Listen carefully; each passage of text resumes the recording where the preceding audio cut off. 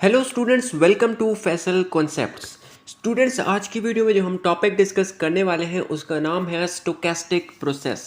तो चलिए आज का लेक्चर स्टार्ट करते हैं। अब स्टोकेस्टिक प्रोसेस हमारे पास क्या है? स्टोकेस्टिक प्रोसेस हमारे पास एक रैंडम प्रोसेस है जिसको हम रिप्रेजेंट कर लेते हैं एक्स टी से।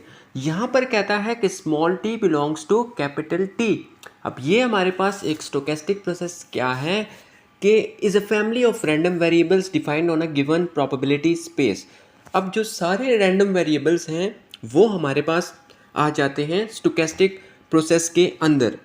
क्योंकि ये भी एक रैंडम प्रोसेस है तो रैंडम वेरिएबल्स भी सारे इसके अंदर आ जाते हैं। अब यहाँ पर जो इन्होंने बात की है कि T belongs to capital T. अब कैपिटल टी क्या है? That is the ordered set, जो इंडेक्स सेट है हमारे पास, जो सेट है जिसके अंदर हमारे पास सारे वेरिएबल्स आएंगे, दैट इज़ कैपिटल टी। अब स्मॉल टी हमारे पास कोई टाइम इंटरवल हो जाएगा, राइट? सो यहाँ पर देखें, so X T denotes the value of the stochastic process at time T. X T हमारे पास स्टोकेस्टिक प्रोसेस की वैल्यू को डिनोट कर रहा है, डिस्क्राइब कर रहा है। अब हमारे पास स्टोकेस्टिक प्रोसेस के भी दो तरह के टाइप्स होते हैं। पहले टाइप जो है that is discrete time stochastic process, second one is continuous time stochastic process. अब पहले अगर हम बात कर लेते हैं डिस्क्रीट टाइम स्टोकेस्टिक प्रोसेस की, कि हमारे पास डिस्क्रीट टाइम स्टोकेस्टिक प्रोसेस कौन सा प्रोसेस होता है, तो जब हमारे पास इंडेक्स सेट काउंटेबल होता है, राइट, तो हम कहते हैं कि ये प्रोसेस हमारे पास डिस्क्रीट टाइम स्टोकेस्टिक प्रोसेस है।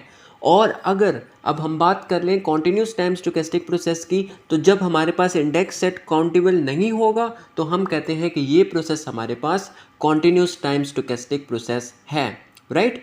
अब यहाँ पर जो स्टेट स्पेस की बात कर लेता है, तो हमारे पास जो स्टेट स्पेस है उसके अंदर हमारे सारे के सारे जो स्टेट्स होंगी वो आ जाएंगी। और अब स्टेट स्पेस हमारे पास फाइनाइट भी हो सकती है, काउंटेबली इनफाइनाइट भी हो सकती है, और अनकाउंटेबली इनफाइनाइट भी हो सकती है। अब फाइनाइट मतलब कि उसका कोई फिक्स्ड साइज हम रख देते हैं, काउंटेबली इनफाइनाइट मतलब कि वो इनफाइनाइट तो है लेकिन हम उस स्टेट्स को, उनकी स्टेट स्पेस की स्टेट्स को काउंट कर सकते हैं।